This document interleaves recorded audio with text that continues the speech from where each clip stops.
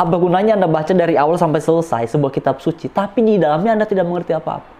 Apa gunanya Anda menghafal dari awal sampai selesai, tapi Anda tidak paham arti dari apa yang Anda hafalkan?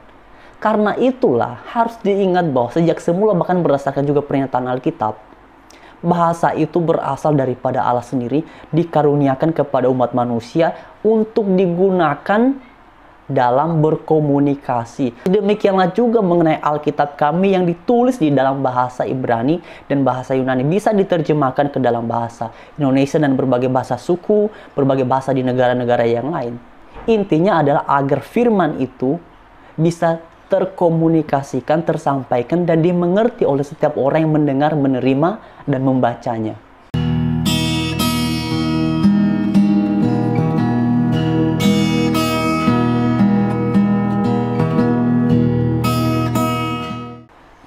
Shalom teman-teman, selamat hari Minggu dan selamat beribadah bagi kalian semua. Dan dalam bagian ini mari sama-sama kita akan melanjutkan pembahasan terkait dengan kesaksian yang disampaikan oleh seorang mualaf yang berasal dari Kepulauan Nias. Dan karena itu, mari sama-sama dalam bagian ini kita dengarkan apa yang disampaikannya dan nantinya akan kita tanggapi sama-sama. Beda jauh, berarti udah diatur dalam Islam itu bagaimana ibadah yang sebenarnya. Tapi kalau di Kristen itu sangat jauh beda lah. Kalau perbedaannya yaitu ini tadi, agama itu beda. Kalau ada yang bilang itu agama sama, itu salah. Nah, perbedaannya itu mulai dari ibadahnya, mulai dari tutur katanya, mulai dari orang-orangnya juga. Kalau di Islam teratur ibadahnya dari pagi sampai sore. Terus kalau hari Jumat sholat Jumatan. Tapi kalau di Kristen enggak teratur. Mulai dari jalannya ke gereja asal-asalan. Terus nggak ada batas-batasnya perempuan sama laki-laki. Kalau di Islam ada batasnya. Ini saf perempuan, ini saf laki-laki. Kalau perempuan ke belakang, cowok di depan. Kalau di Kristen nggak ada. Di situ, kalau di Kristen itu yang paling salah itu Alkitabnya. Alkitabnya itu pakai tulisan tangan. Biasanya kalau dulu kalau bahasa Ibrani itu pakai bahasa Arab, sama dengan kayak Al-Quran. Nah, kalau di Kristen banyak yang dirubah-ubah, ya kan? Misalnya nih harus kita percaya kepada Tuhan, nah itu dirubah, percaya kepada Tuhan Yesus. Nah teman-teman sekalian, itulah cuplikan videonya. Dan tadi di bagian awal beliau ini juga menyampaikan bahwa salah satu bedanya adalah mengenai tutur kata. Jadi mengenai tutur kata yang disampaikan, yang diutarakan oleh Pak Ustadz Yahya Waloni selama ini, apakah itu salah satu bedanya? Periuskia? Selama ini kan Pak Ustadz Yahya Waloni ini berbicara panjang lebar tentang iman Kristen. Ya teman-teman bisa memperhatikan di video-video sebelumnya ya. Banyak hal yang Ustadz Yahya Waloni sampaikan dan juga beberapa para mualaf lainnya yang dengan ucapan-ucapan mereka yang begitu serampangan terhadap iman Kristen. Jadi itu yang kamu maksud, Periuskia? Bedanya tutur katanya itu. Dan kemudian dalam bagian ini teman-teman, ia juga menyampaikan bahwa kalau dalam peribadatan Kristen itu tidak teratur. Hei Periuskia, khususnya ini kepada teman-teman saya yang beragama non-Kristen ya. Apa yang disampaikan oleh Periuskia ini jelas-jelas adalah sebuah kebohongan. Di dalam peribadatan kami umat Kristen, peribadatan itu berlangsung di dalam keteraturan karena ada liturgi. Jadi kalau kemudian dikatakan, oh tidak teratur, beda dengan di dalam agama yang dia yakini sekarang. Memang mengenai liturgi ataupun tata peribadatan ini tentu saja berbeda, tetapi pada intinya kegiatan peribadatan kami umat Kristen itu berlangsung dalam keteraturan karena ada liturgi.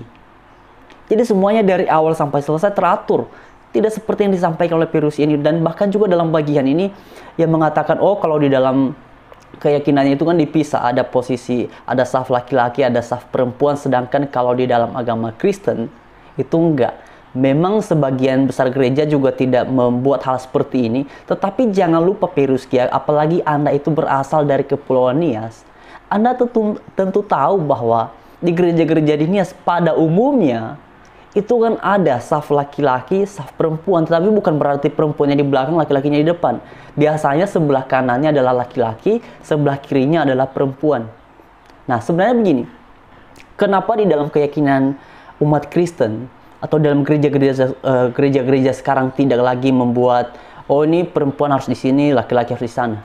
Emang masalahnya di mana sih?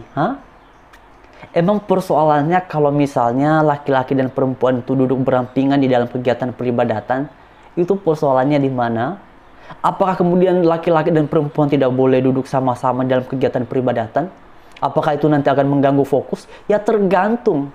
Kalau kamu datang beribadah untuk bersekutu mempermuliakan Tuhan, ya ada perempuan di sampingmu, ya tetap saja pikiranmu akan terarah, akan fokus pada Tuhan. Kecuali kalau isi pikiranmu ya ke hal-hal yang lain sehingga pada akhirnya Anda tidak bisa duduk di samping perempuan, ya itu persoalan yang Anda hadapi, itu pergumulan Anda sendiri.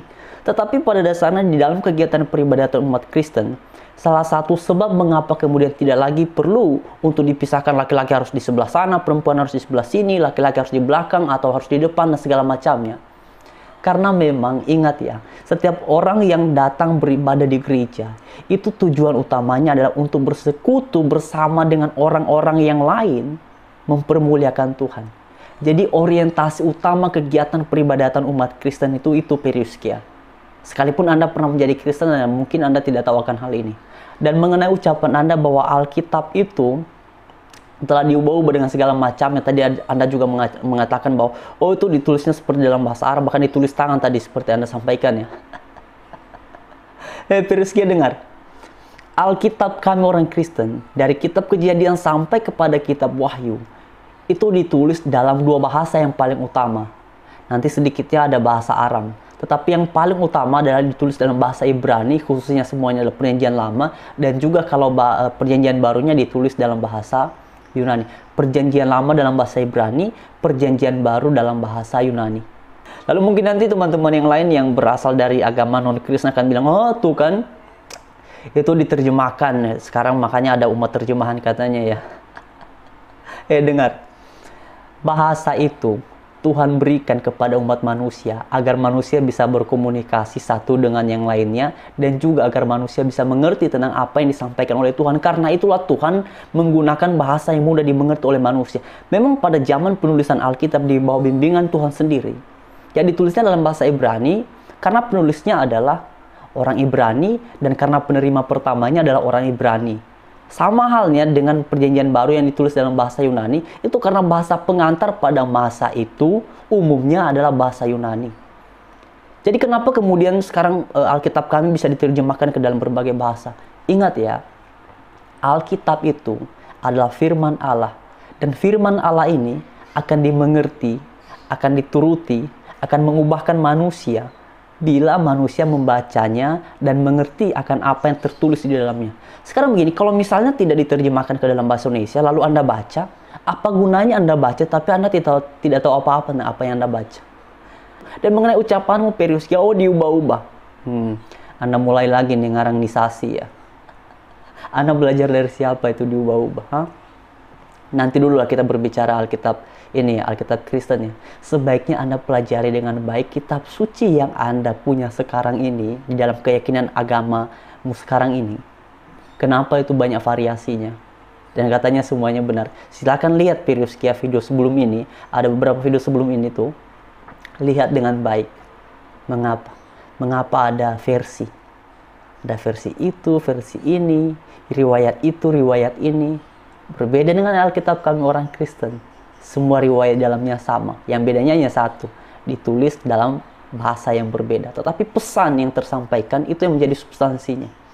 Riwayat yang ada di dalamnya itu yang menjadi substansinya. Dan dalam keyakinan kami orang Kristen, Alkitab kami tidak berbeda-beda.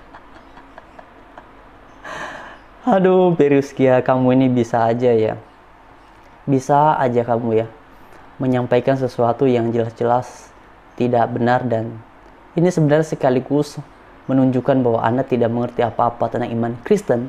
Dan ucapan-ucapan seperti ini sebenarnya tidak mempermalukan iman Kristen, tetapi mempermalukan Anda sendiri dan juga keyakinanmu yang sekarang. Karena apa yang kamu sampaikan dalam bagian ini menunjukkan betapa kamu tidak mengerti apa-apa tentang iman Kristen, ataupun bisa saja kemungkinan lainnya kamu mengerti tapi dengan sengaja kamu berbohong. Terima kasih, selamat hari Minggu, selamat beribadah, Tuhan Yesus memberkati kita semua. Haleluya. Shalom.